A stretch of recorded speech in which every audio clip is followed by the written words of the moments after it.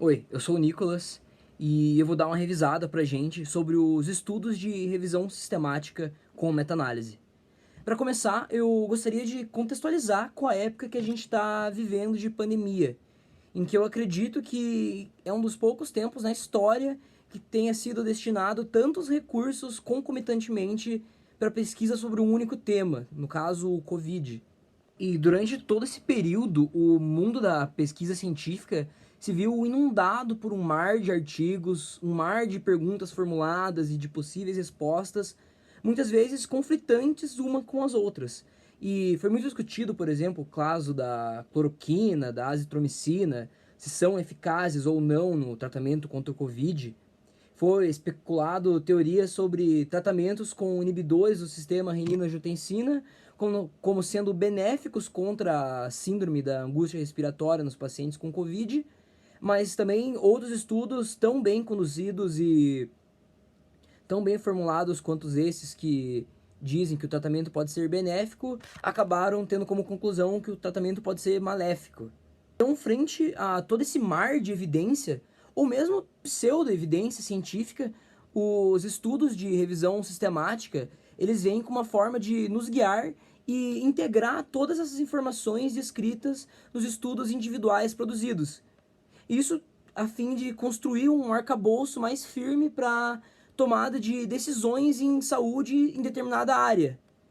E é claro que não há como fazer um aglomerado de todas as informações acerca de uma patologia, então cabe à revisão sistemática estabelecer uma questão base. Por exemplo, o medicamento X é benéfico ou maléfico? E avaliar a qualidade e integrar a produção científica acerca desse mesmo assunto.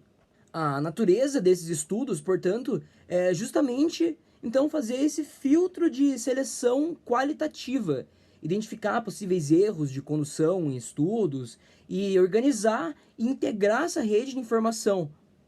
Vale reforçar, então, que a revisão sistemática ela não é apenas um agrupamento descuidado de informações, mas sim uma forma de monitorar a produção científica em curso. E como forma maior de integração desses estudos, principalmente naqueles que, mesmo após revisões sistemáticas, ainda é encontrado resultados contraditórios entre eles, é empregada a meta-análise. Essa é uma técnica muito interessante de reunir estudos semelhantes sobre uma mesma ótica estatística comum e fazer uma média entre eles, nos permitindo afirmar com mais certeza a direção do resultado de uma determinada terapêutica, como o caso da azitromicina, por exemplo, como ela sendo benéfico ou maléfico. A gente conseguiu, portanto, nesse caos inicial frente a uma patologia, ver como o processo de fazer ciência propriamente dita ele ocorre.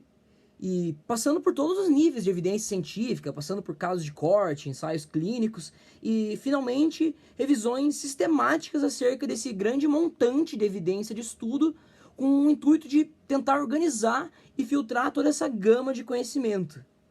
É só a partir dessa metodologia e desse esforço em nível mundial que a gente pode gerar conhecimento científico na forma mais completa na qual a gente tenta alcançar.